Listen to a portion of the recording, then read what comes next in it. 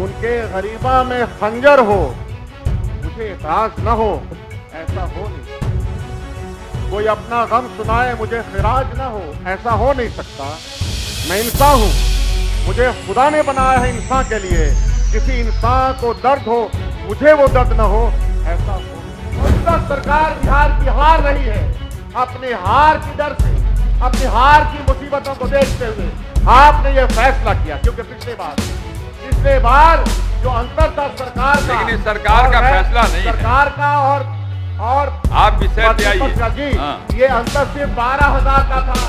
अगर आप 25-50 लाख काट लेंगे तो आप उस तरीके से अपनी सरकार बना लेंगे। ये आसान सा काम, ये आसान सा फॉर्मूला समझ में आता है। आज बिहार विधानसभा में आरजेडी से ज्यादा कांग्रेस नेताओं की आवाज सुनाई दे रही है। नमस्कार, न्यूज फॉर नेशन देख रहे हैं आप, मैं हूं रश्मि श्रीवास्तव आपके साथ।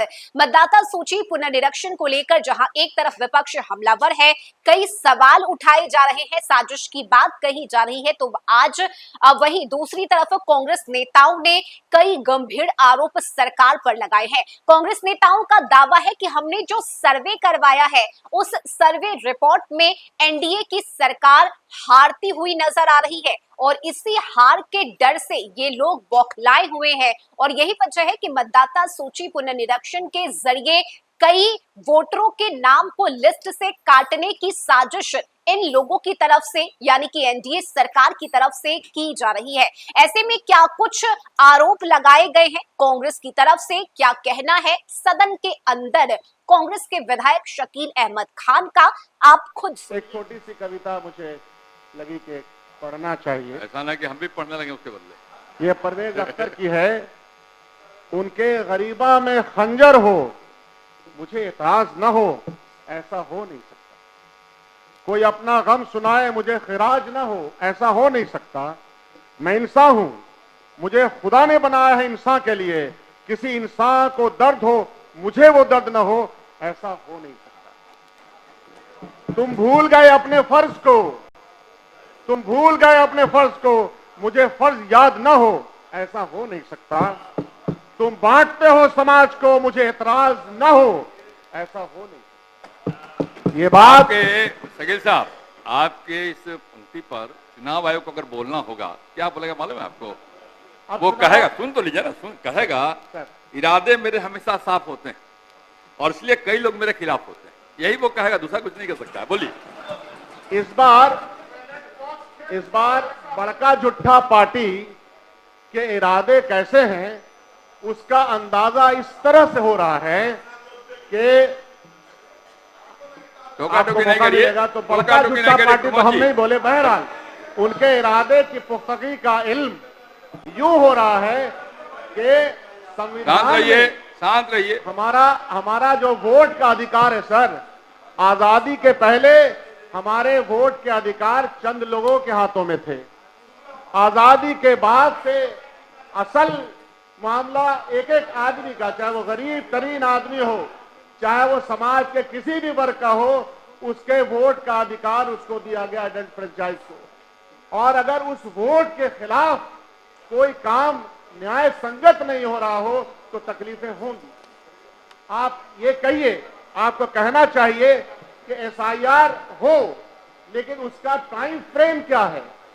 इस टाइम फ्रेम में बिहार में आपने बहुत सारे अनाउंसमेंट किए हैं सरकार ने, उसके इंप्लीमेंटेशन की आपको कोई सपना नहीं आ रहा है।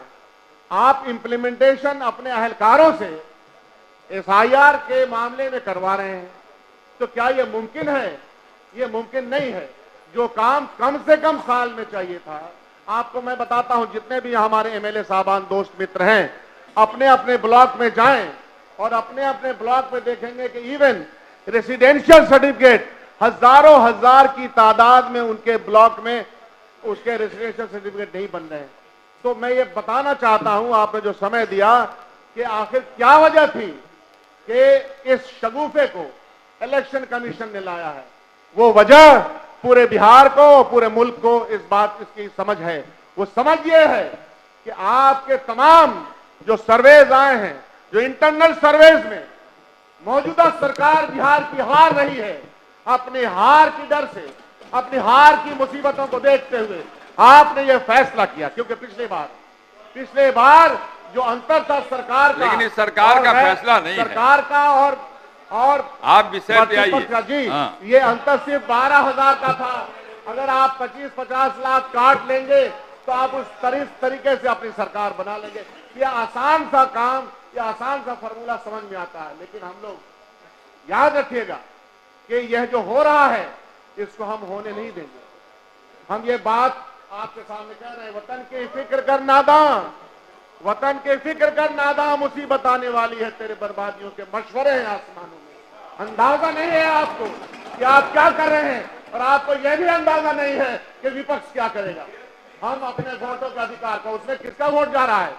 वंचित समाज, जो कौन सबसे ज्यादा पलायन के लिए जाता है, कौन सबसे ज्यादा मजदूरी के लिए जाता है, दलित समाज हमारा करोड़ों की तादाद में, लाखों की तादाद में बाहर है, उसका वोटर लिस्ट में वोट का नाम काट दिया जाएगा। संक्षेप करिए। माइनॉरिटीज, अति पिछड़ा, इन तमाम के 50-50 लाख काट दीजिए और जीत जाइए। अगर यह कोशिश आपकी है, इसीलिए शगुफा, तो ये हम होने नहीं देंगे, ये याद रखिएगा। बहुत बहुत शुक्रिया, आपने समय दिया। श्री महबूब आलम।